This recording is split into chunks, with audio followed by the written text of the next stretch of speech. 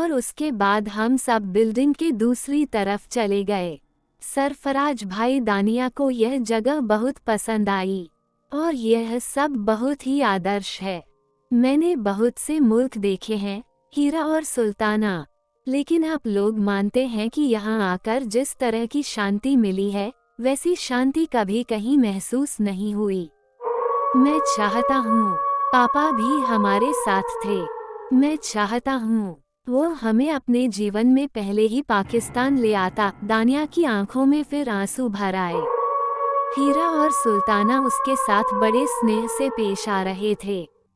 हारा ने अपने दुपट्टे से दानिया की आंखें पोंछी और बोली, हाँ, हमने चाचा को बहुत अच्छे से देखा है। हालांकि वे हमसे दूर हो जाते थे, लेकिन मेरा विश्वास करो दानिया, वो आए तो हमें लगा जैसे कोई अपना आया हो।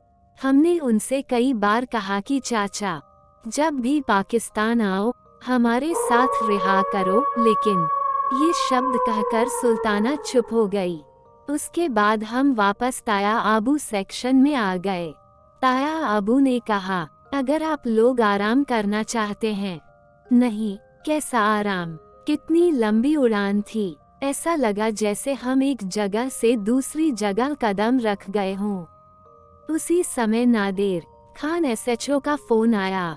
ताया आबू का नंबर उनके पास था। उन्होंने कहा, क्या मेहमान बहरीन से आए हैं? सर, हाँ खान साहब, मेहमान आ चुके हैं, तो अगर आपकी इजाज़त हो तो क्या मैं शाम को 6 बजे के आसपास घर आ जाऊं? कुछ कानूनी कार्रवाई की जानी है, हो सके तो आज मुझे रहने दो। आप कॉल कर सकते हैं और कल किसी भी समय आ सकते हैं। खैर, कोई बात नहीं, मैं आपको कल फोन करूंगा। नादिर खान ने कहा, सभी मामले मुक्त थे। मैंने और ताया अबू ने मम्मा आदि को यहाँ की बातों का विवरण छोटे शब्दों में समझाया था। खुद सरफराज भाई ने कहा था कि मामला बेहद रहस्यमय है। कौन थे ये रामजी सर, और अबू से उसका क्या रिश्ता था, और वे कहाँ हैं? पहला शोध यही होना चाहिए। सरफराज भाई चाहते थे कि आज नादिर खान से मुलाकात हो जाए, लेकिन ताया अबू ने कुछ ठीक ही कहा था। उन्होंने कहा था कि पहले हम खुद तय कर ले कि हमें क्या करना है, इसके बाद हम नादिर खान आदि से बात करेंगे। और लगभग 7 बज रहे थे जब हम इस संबंध में इकट्ठे हुए। ताया अबू ने कहा, जहीर हुसैन को पहले यह पता लगाने के लिए बुलाया जाना चाहिए कि इम्तियाज अहमद की संपत्ति कहाँ है, कौन सी संपत्तियाँ उनके नाम पर हैं।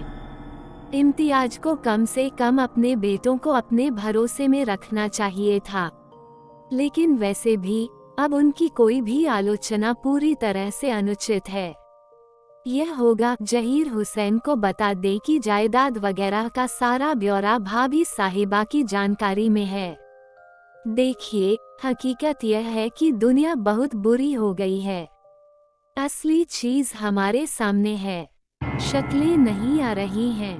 संक्षेप में मैं तो यही कहूँगा कि जहीर हुसैन को यह नहीं पता होना चाहिए कि हमारे पास इम्तियाज अहमद की सारी संपत्ति का ब्यौरा नहीं है। तुम बिल्कुल सही हो ताया अबू, मैं आपसे पूरी तरह सहमत हूँ।